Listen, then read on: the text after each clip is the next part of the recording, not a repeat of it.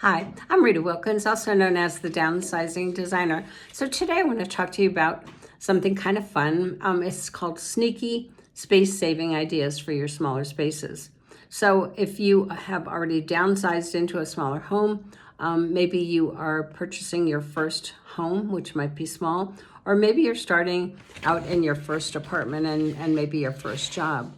So there's definitely a growing movement to live in smaller spaces that are much more compact, where people are choosing to live with less stuff, less stress, and less clutter.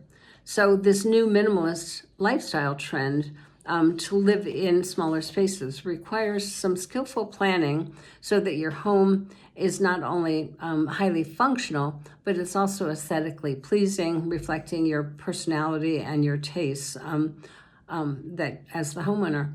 And so people are discovering that they don't need to live large to live well, but they do need to learn how to.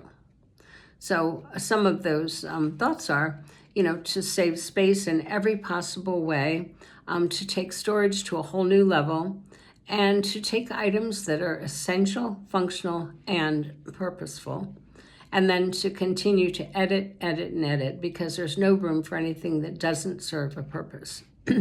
So living in a more compact space causes you to think creatively about how to best utilize that every inch of that space. So that being said, it's important to identify two things. One is spaces that are not being used at all, and the other is spaces that are not being well used. So that's why I've broken them out this way. So spaces that are often overlooked and not used at all. Staircases. So if you think about it, a staircase, there's that little space underneath each stair. And I don't know if you've ever considered using that empty cavity underneath your staircase for additional storage. This space is often overlooked. It could possibly be great storage. There are videos and really good ideas on YouTube for this, but each stair tread pulls out, and it could be a place for some shoes or some things that you don't need to get to regularly, but it's really good storage. Another one is vertical wall space. So you need to take advantage of vertical wall space wherever possible. So if you take your kitchen cabinets to the ceiling, so in a normal 8-foot ceiling space, the kitchen cabinets would be 42 inches high. That gives you another 12 inches of storage around the entire perimeter of your kitchen. And that can add up for things that you don't use all the time because it's a little harder to get to, but it's definitely good storage. And then if you take your bookcases and wall cabinets, any built-ins, floor to ceiling, and wall to wall if possible. I'm a believer in built-ins because every inch should count. So this allows you to max out the storage and make your space feel more integrated, less cluttered, and definitely makes the space feel larger.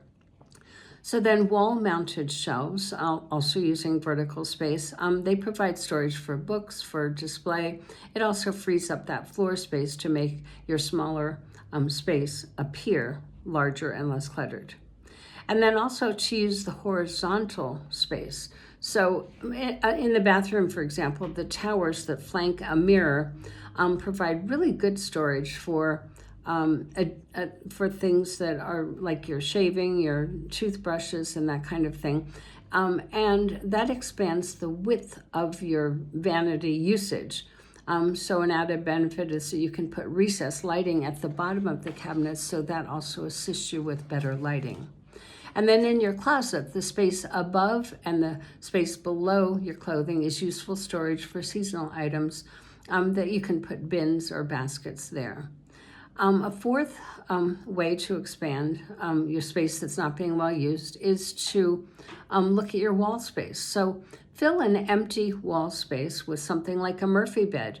So an empty wall in a den or a bedroom, you could actually hide a Murphy bed that folds back into the wall to free up space, floor space, and then the underside of that bed when it's flipped down to provide more of a work area for you. The extend away tables, I don't know if you've ever seen those. It's a fabulous thing for smaller space living. It looks like a credenza. It folds up against the wall, and that can certainly function as a buffet or as a credenza. But then it collapses when it collapses. But then when it's pulled out, it actually provides dining space or workspace. And then there's the folding desks or the pull-out desk work areas that also collapse or fall back into the wall or into the cabinet. Another area that people often overlook for storage is those pretty deep windowsills you oftentimes see in older buildings. They can be used for books, for decorative storage, plants, photos, and so forth. And then another one that people definitely overlook is the ceiling. So that sounds kind of funny, using your ceiling for storage, but a shelf unit built around the perimeter of a room, typically about 12 inches off the ceiling height, can be great storage for display, for books, for collectibles, artwork. Typically, these shelves are mounted at that 12 inches from the ceiling, and you can imagine what you could put up in there, some pretty collections and things, and out of your way, and yet at the same time, it gives you that functional space. So the other thing to look at then in a smaller space design is spaces that are not being well used. So too oftentimes over the years I've seen kitchen cabinets. So if you take a look in the upper shelves of your kitchen cabinets and say, how much, how can they actually be better used? How can they be used more effectively? And what can be decluttered and what can be edited for the things you no longer want, need, or use. That actually happened to me. I was living in a smaller home, and I did this exercise. I looked at those top cabinets, and I realized there were 11 vases that I had put there several years prior when I moved in. So in my large home, when I had the luxury of a lot of extra space, I had room for 11 vases, but not in the smaller home. Not only that, now I don't want 11 vases.